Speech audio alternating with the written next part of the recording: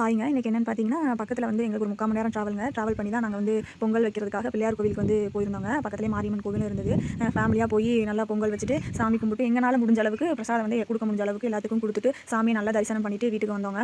அதே மாதிரி நீங்களும் வந்து உங்க வீட்ல உள்ளவங்கள பக்கத்தில ரொம்ப தூரம்லாம் வேணாங்க. லாங் ட்ராவல்லாம் வேணாம். சும்மா கொஞ்சம் தூரம் மாசத்துக்கு ஒருக்கா, இல்ல 2 மாசத்துக்கு ஒருக்கா சும்மா பக்கத்தில ஒரு கோயிலுக்கு கூட்டி போயிட்டு வந்தீங்கன்னா, அவங்களுக்கு வந்து மன நிம்மதியா இருக்குங்க. அதே மாதிரி வெளியில போம்போது பார்த்தீங்கன்னா, அவ்வளோ ஒரு அதாவது மன இறுக்கமா இருந்தாலும், அந்த அளவுக்கு மன கஷ்டங்கள் இருந்தாலும், மன அழுத்தம் இருந்தாலும் வந்து அவங்களுக்கு வந்து தெரியாம ஓடி போயிருங்க. அந்த போயிட்டு வந்த மொமெண்ட்.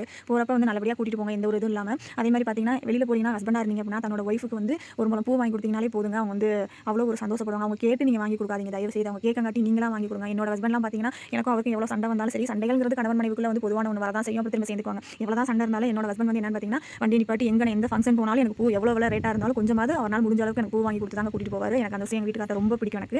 அதே மாதிரி வந்து நீங்களும் வந்து வாங்கி கொடுங்க. உங்களோட ஒய்ஃபும் வந்து ரொம்ப சந்தோஷமா இருப்பாங்க. அதே மாதிரி நீங்களும் வந்து வெளியில போயிட்டு வாங்க. இதுதாங்க நான் சொல்லணும்னு நினைச்சேன். இதே மாதிரி உங்க ஒய்ஃப் அதாவது நீங்க பார்க்குறவங்க வந்து ஒய்ஃபா இருந்தீங்க அப்படின்னா, நீங்க வந்து கமெண்ட் செக்ஷன்ல சொல்லுங்க. உங்க வீட்டுக்காரர் வந்து என்ன சண்டைனாலும் உங்களுக்கு என்ன வாங்கி தருவாருன்னு சொல்லிட்டு சொல்லுங்க. இந்த வீடியோ பிடிச்சிருந்தா சப்ஸ்கிரைப் பண்ணுங்க, சப்போர்ட் பண்ணுங்க.